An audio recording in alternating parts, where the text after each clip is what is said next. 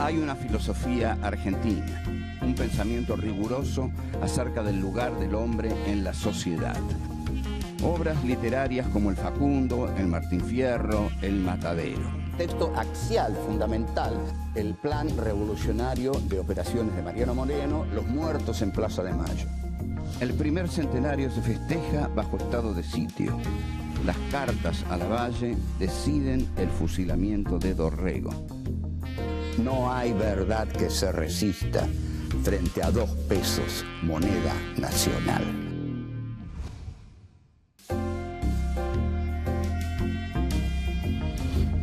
Encuentro 5. Esteban Echeverría, El Matadero. 1. La civilización pierde sus pasos. 2. La violencia y la condición humana. 3. La refalosa. 4. El monstruo, la crueldad y los excluidos. Esteban Echeverría nace en Buenos Aires en septiembre de 1805. Realiza sus estudios primarios en la Escuela de San Telmo y luego ingresa en el Departamento de Estudios Preparatorios de la Universidad de Buenos Aires. En 1825 parte hacia Europa. En París asiste al Colegio El Ateneo y toma cursos de dibujo, guitarra, historia, economía y política. Allí entra en contacto con el romanticismo y se conmueve con la obra de Goethe, Schiller y Byron. En París comienza a escribir sus primeros poemas. En 1830 regresa a Buenos Aires y comienza a publicar sus trabajos. A partir de 1835 participa en el Salón Literario y en 1838 funda, junto a Alberdi y Juan María Gutiérrez, la Asociación de la Joven Generación Argentina. Enfrentado al régimen rosista, se exilia en 1840 en Uruguay. Muere el 19 de enero de 1851 en Montevideo. El Matadero es publicado recién en 1874 por Juan María Gutiérrez en las obras completas de Esteban Echeverría.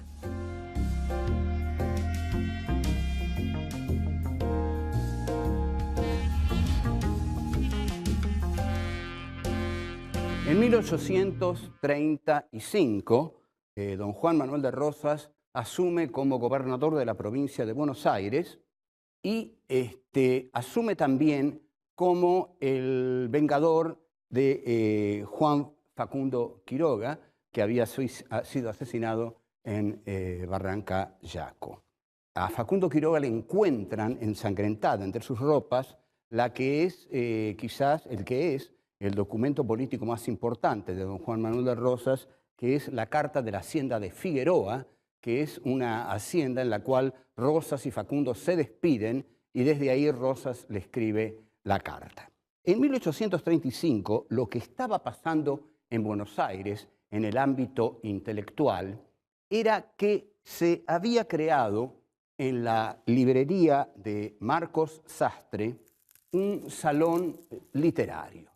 Este salón literario es quizás el de nuestra primera generación de intelectuales, ¿no? De hombres ligados a la cultura, a la élite cultural, cuya cabeza hegemónica es Esteban Echeverría, que había viajado a Francia y que había vuelto de París con todas las últimas novedades de la cultura francesa, más o menos como sigue ocurriendo de algún modo en el campo filosófico actualmente, que estamos todos muy al tanto de lo que piensa el último francesito de moda.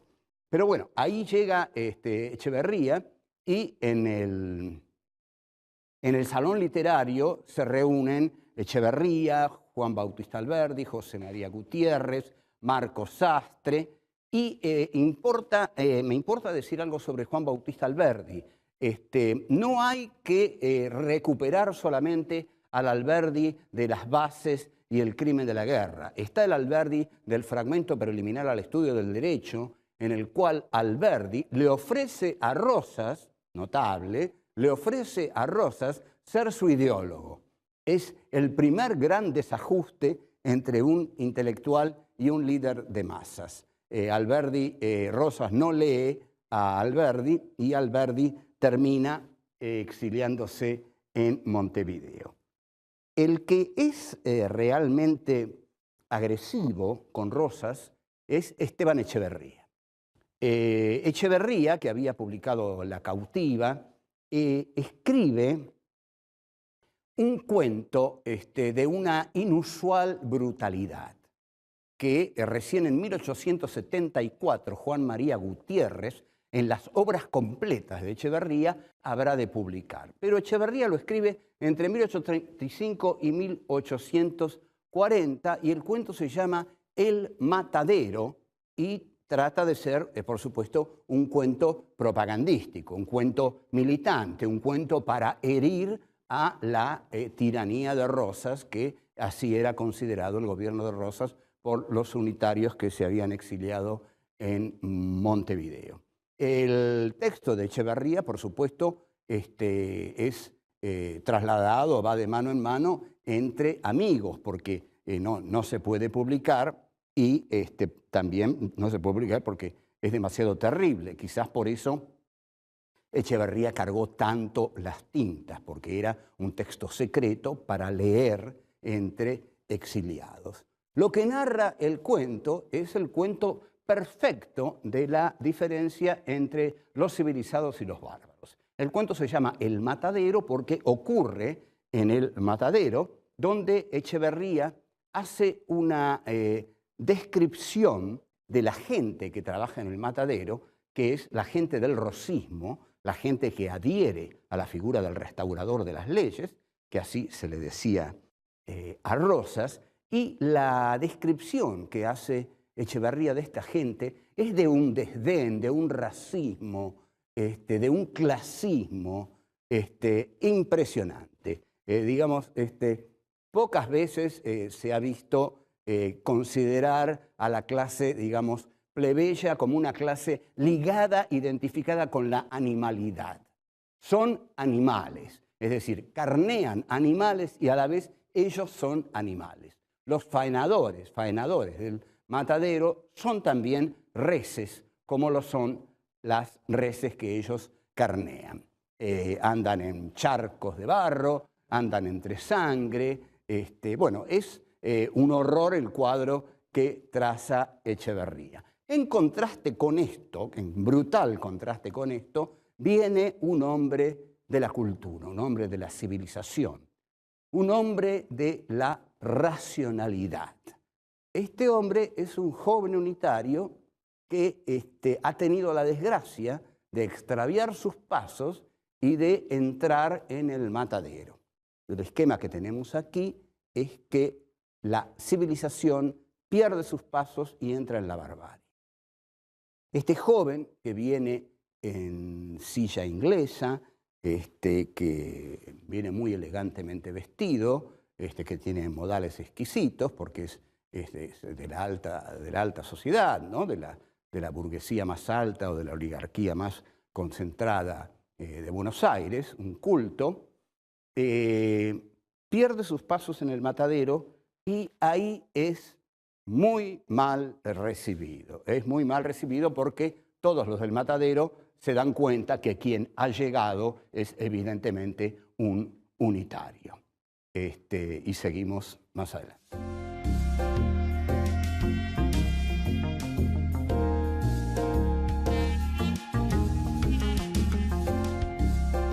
El cuento se llama El Matadero porque va a ser el matadero de las reses y el matadero del unitario.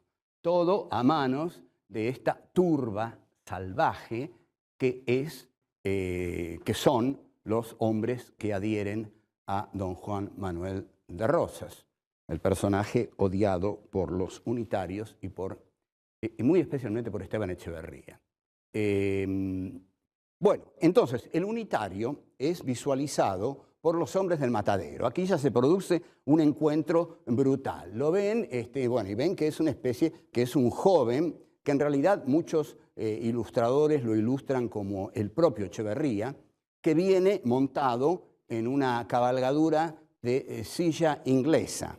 La silla inglesa para Sarmiento en el Facundo va a ser muy importante, porque Sarmiento va a decir que si Lavalle hubiera hecho la campaña de 1840 en silla inglesa, la habría ganado.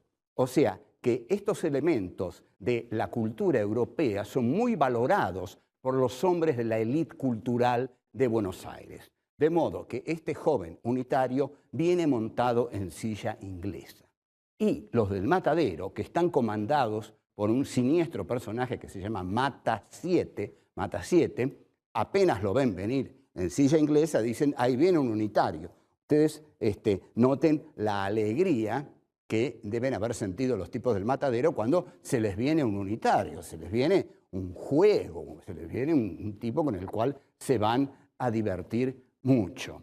El unitario, como todo unitario que se enfrenta con la chusma, ¿no?, es muy altanero y los desprecia con sus gestos, con su mirada. ¿Qué quieren con él? ¿Cómo se atreven? ¿Cómo se le acercan? Y hay un juez en el Matadero que lo primero que le pregunta al unitario es lo más visible para un federal. ¿Por qué no trae usted la divisa Punzó? La divisa Punzó era un pedazo de género, Punzó, que Rosas obligaba a que todo el mundo lo llevara, ¿no?, como identificación de su adhesión a él, a Rosas. O sea que había que llevar la divisa Punzó. El unitario, como era unitario, es decir, como no adhería a Rosas, no llevaba la divisa Punzó. Entonces, lo que responde el unitario también es tremendamente altanero. Eso, la divisa Punzó, es para ustedes. Yo soy un hombre libre, no la llevo. Es decir, lo que le está diciendo, a mí nadie me impone llevar una divisa Punzó, porque yo soy un hombre libre. Y Mata 7, que sabe responder, le dice, bueno, nosotros a los libres la divisa Punzó se la hacemos llevar a la fuerza. Lo cual es una contundente respuesta, ¿no?, digamos, al orgullo de la racionalidad iluminada, oponerle la fuerza brutal de la barbarie. Esto es lo que plantea Echeverría. Mata 7 y todos sus amigos son constantemente asimilados a la condición animal. Atención aquí, como el proyecto unitario era liquidar a todos estos gauchos bárbaros, es fundamental que no pertenezcan a la condición humana. Yo le voy a decir algo muy claro. Si usted quiere matar a alguien, lo va a matar más fácil si considera que ese alguien no pertenece a la condición humana. Por ejemplo, para Hitler los judíos no pertenecían a la condición humana porque pertenecían a una raza inferior. Hay una famosa declaración, no quiero entrar mucho en esto, pero hay una famosa declaración del general Camps, jefe de la policía durante la dictadura de Videla en la provincia de Buenos Aires, que dice, nosotros no matamos personas, matamos subversivos. Entonces, el hecho de que Echeverría describa a estos hombres como animales está preparando el terreno para una represión feroz que el unitarismo de Buenos Aires va a llevar sobre las provincias. Entre tanto, lo que hace Echeverría es mostrar la crueldad de los federales. Atención aquí también, siempre que en un texto se muestra la crueldad del enemigo, es porque se está preparando y justificando la crueldad que uno, cuando esté en buenas condiciones, va a ejercer sobre ese enemigo. Entonces, a Echeverría, por supuesto, le interesa muchísimo demostrar que los federales son infinitamente crueles, porque luego ellos van a ser crueles con los federales. Los federales lo humillan al unitario, lo vejan, lo desnudan, algo que él no quiere aceptar de ninguna manera, y antes de aceptar estas terribles humillaciones se produce un hecho inesperado. El unitario revienta de sangre, ¿no? Sus asesinos quedan sorprendidos por toda la sangre que tiene el unitario y por cómo ha reventado antes de que pudieran vejarlo más. Entonces, así termina el cuento, en medio de un baño de sangre, y Echevarría que dice: esa es la Federación Rosina y es en el matadero donde tiene su lugar.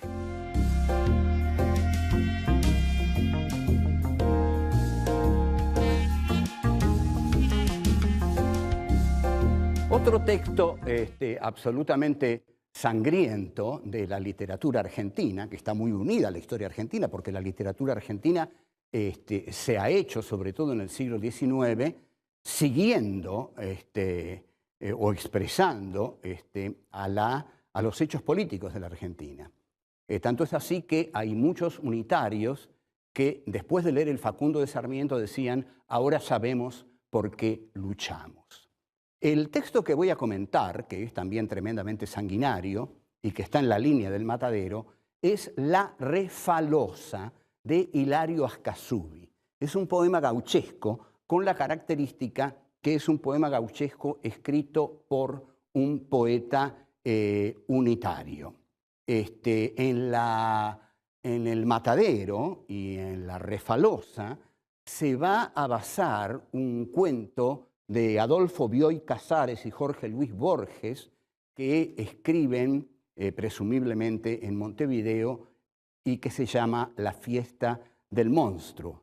Es un cuento tremendamente antiperonista, porque justamente lo escriben porque ellos sienten que Perón es una encarnación de Rosas, ¿no? De aquí que se haya publicado luego de la caída de Perón el libro negro de la segunda tiranía. Ascasubi toma la voz del mazorquero y a través de lo que el mazorquero dice, Ascasubi va a mostrar la infinita crueldad de los hombres de la mazorca. Lo que se le hace al martirizado es que con el cuchillo, no quiero abundar demasiado en eso para no impresionarlos, pero bueno, la cosa es así, con el cuchillo lo van cortando de a poco, pero el tipo está parado y va sangrando. Y cuando sangra mucho, se crea a sus pies una especie de charco de sangre. Por eso se llama La Refalosa, porque él resfala en su propia sangre.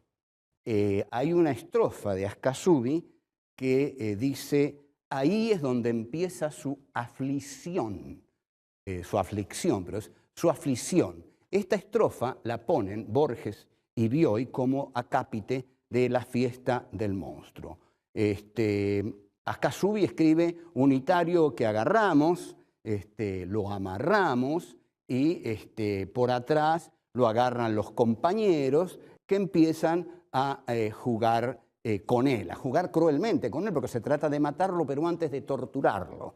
Entonces, esta es la crueldad que Ascasubi quiere mostrar en los mazorqueros. Y la cita que vamos a leer es la siguiente: con un puñal bien templado y afilado, que se llama el quitapenas, le atravesamos las venas del pescuezo.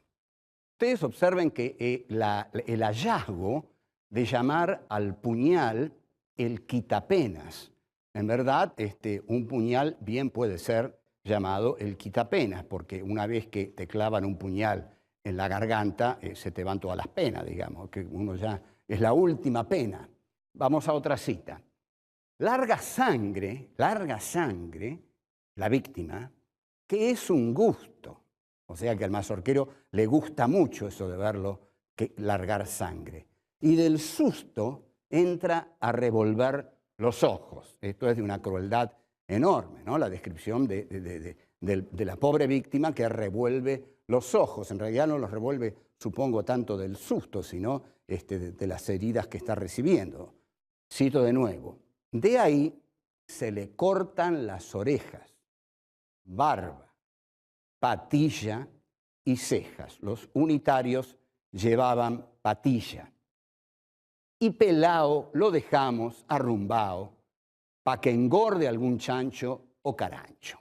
Es horroroso, realmente hay que admitir que el texto de Hilario Ascasubi es horroroso, porque pensar que a este pobre personaje al final lo tiran a los chanchos, no, es la descripción de una crueldad que mayor no puede ser. Ricardo Rojas, en su Historia de la Literatura Argentina, va a decir que no conoce un texto de mayor crueldad que La Refalosa que escribe Hilario Ascasubi. La Refalosa está escrita con tanta habilidad por Ascasubi que en realidad realmente sentimos que nos habla un degollador de la mazorca, porque describe con tanta precisión, con tanta habilidad y con tanta crueldad y con tanto gusto y con tanto placer esa masacre, esa tortura a la que se somete al unitario, que solamente un cruel mazorquero puede matar así. Ahora hagamos la pregunta: si este hombre mata así, ¿cómo deberá morir? ¿Cómo se plantea matarlo cuando llegue la hora de la venganza?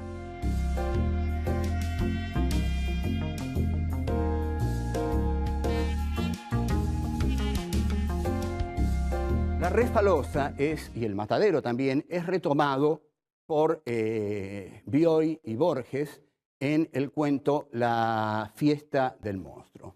La fiesta del monstruo tiene el mismo esquema del matadero. Comienza, en efecto, como dije, tiene como acápite la frase "ahí comienza su aflicción", que pertenece a la Refalosa. Se publica en Montevideo a pocos días de la caída de Perón. Lo publica Emir Rodríguez Monegal, que es un poeta uruguayo, y el cuento narra, el cuento está estructurado así: es un muchacho peronista que le cuenta a su novia, la Nelly, cómo le ha ido esa tarde en que salió con sus amigos para dirigirse a la plaza en la cual va a hablar el monstruo. El monstruo es Juan Domingo Perón, que para Borges y Bioy está totalmente adecuado llamarlo el monstruo. Es decir, los muchachos peronistas van a la plaza a oír la palabra del monstruo. ¿Con quién se encuentran? Se encuentran no con un unitario, sino que se encuentran con un muchacho judío, porque el interés de Bioy y de Borges es decir que el peronismo es fascista, que el peronismo es nazismo. Entonces, ¿a quién le van a poner a la muchachada bruta y brutal peronista? A un sinagoga, como dicen ellos con cierta gracia, a un rusovita, a un miserable cuatro ojos, como dicen los muchachos de la pandilla peronista, y le piden que salude al retrato del monstruo, que es el retrato de Perón. El muchacho judío, al que ellos siguen llamando Quimicointas, Rusovita, se niega a hacerlo, un poco como el unitario de Echeverría, ¿no?, que se niega a hacer las cosas que le piden los bárbaros del matadero, y los muchachos peronistas, que son totalmente brutales, brutos y brutales, en el cuento de Bioy y de Borges, comienzan a apedrearlo sin ninguna piedad, y Borges y Bioy describen con gran crueldad, en el estilo de Echeverría y de Ascasubi, cómo las piedras van desfigurando el rostro del muchacho judío, que iba con los libros, que no tenía, según dice el protagonista, la estampa del Deportivo, y hasta que llegan a la descripción más cruel de decir que la sangre era un chorro negro, la sangre de un chorro negro, y el protagonista dice: yo me calenté con la sangre, es decir, la sangre lo excita, el asesinato lo excita, hasta que cae muerto. Cae muerto y le siguen tirando piedras a un muerto, y Borges y Bioy escriben una frase tremendamente dolorosa, porque dicen: le arrojábamos piedras que ya no le dolían. Entonces, agarran esto muy bien, supongo. le arrojan piedras que ya no le duelen, porque le arrojan piedras cuando ya está muerto. Hasta este punto llega la crueldad de estos jóvenes peronistas. Y aquí es donde uno vuelve a preguntarse lo que me vengo preguntando constantemente. Cuando se marca esta crueldad en el adversario, ¿no se está preparando la propia crueldad? ¿No es la justificación de la propia crueldad? Efectivamente, a partir de la llamada Revolución Libertadora, se ejerce una enorme crueldad sobre el movimiento peronista, ¿no? Sobre todo a partir del artículo 4161, en el cual se impide nombrar a Perón, se hace desaparecer a Eva Perón, en fin, se masacra a 28 militantes en José León Suárez. Y la teoría del cuento es que los adherentes a Perón eran monstruos manipulados y que no eran humanos, eran monstruos manipulados por otro monstruo, por el monstruo, y el monstruo es Perón. Los tres textos que nombré están destinados a exhibir la extrema crueldad de los sectores populares, pero ocurre que luego los sectores no populares, los sectores del poder, cuando deciden ejercer la represión sobre los sectores populares, son tan crueles como ellos han demostrado que son los sectores populares. Es decir, estos cuentos, quizás estos relatos, deberíamos analizarlos como relatos destinados a justificar la venganza, destinados a justificar la violencia que el país de los cultos va a ejercer sobre el país de los excluidos y de los marginados. El cuento de Borges, yo quiero marcar claramente esto, no debe ser interpretado de ninguna manera como antiperonista, ni como un poema peronista. Digamos que desde aquí, ¿no? Con toda buena voluntad y apertura de corazón, propondríamos salir de una vez por todas de la antinomia peronismo-antiperonismo. Habría que pedirles a los antiperonistas que no se empobrezcan tanto odiando hasta tal extremo o despreciando hasta tal extremo a un movimiento político que tuvo una enorme riqueza e importancia en la Argentina. Y a los peronistas que no crean que representan naturalmente a la patria, a la soberanía, al pueblo, sino que los otros, los que no son peronistas, también representan algo esencial del país. O sea que debiéramos salir de esta antinomia como debiéramos salir de muchas antinomias para poder vivir en una democracia plena, llena de conflictos, pero que respete fundamentalmente la identidad del otro. Bueno, chao, hasta luego.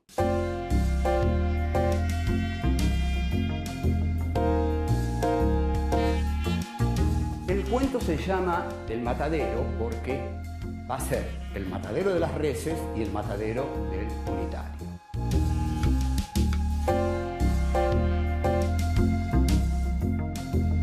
Nosotros, a los libres, la divisa pulsó se la hacemos llevar a la fuerza.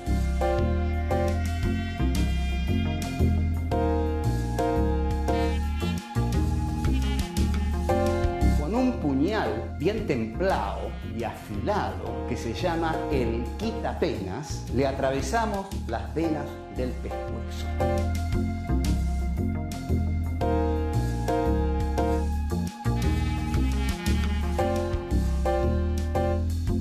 Cuando se marca esta crueldad en el adversario, ¿no se está preparando la propia crueldad?